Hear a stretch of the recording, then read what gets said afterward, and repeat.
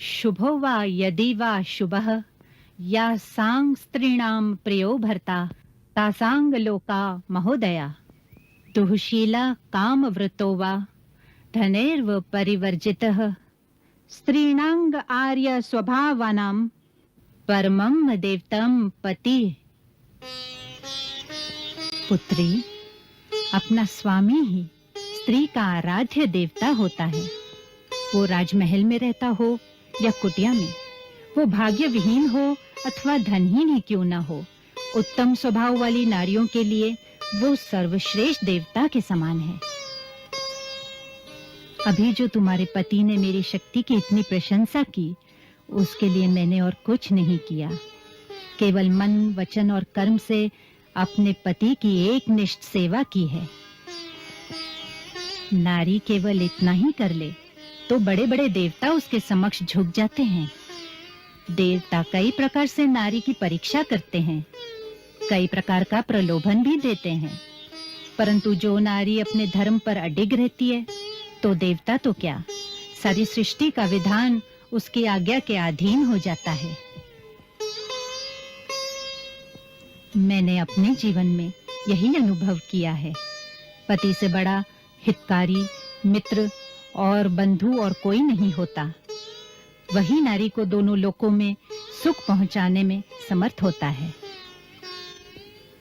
सीते, मुझे ये जानकर बड़ी प्रसन्नता हुई कि तुम अपने बंधु बांधवों को छोड़कर, राजमहल का सुख त्याग कर वन में जाते हुए अपने पति का अनुसरण कर रही हो। सुख में तो सभी साथ देती हैं, परंतु विपत्ति में जो साथ दे वही अर्धांगिनी है। सीते, मित्र और नारी की सच्ची परीक्षा आपातकाल में ही होती है।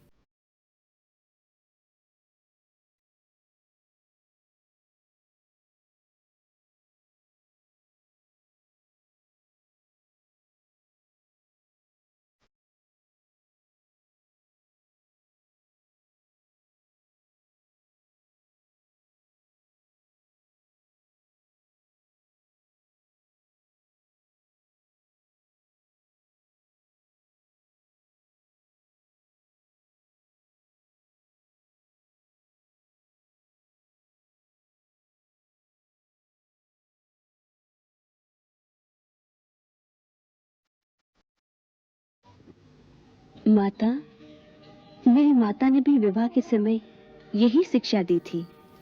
मेरी पूज्य सासू जी ने भी वन जाते समय यही उपदेश दिया था। अब मुझे आशीर्वाद दीजिए कि मैं आपके बताए हुए आदर्श का पालन कर सकूं। में नारियां तुम्हारा नाम स्मरण करने से ही पतिव्रत धर्म पालन करने का बल प्राप्त करेंगी। इससे मुझे अपार संतोष होता है।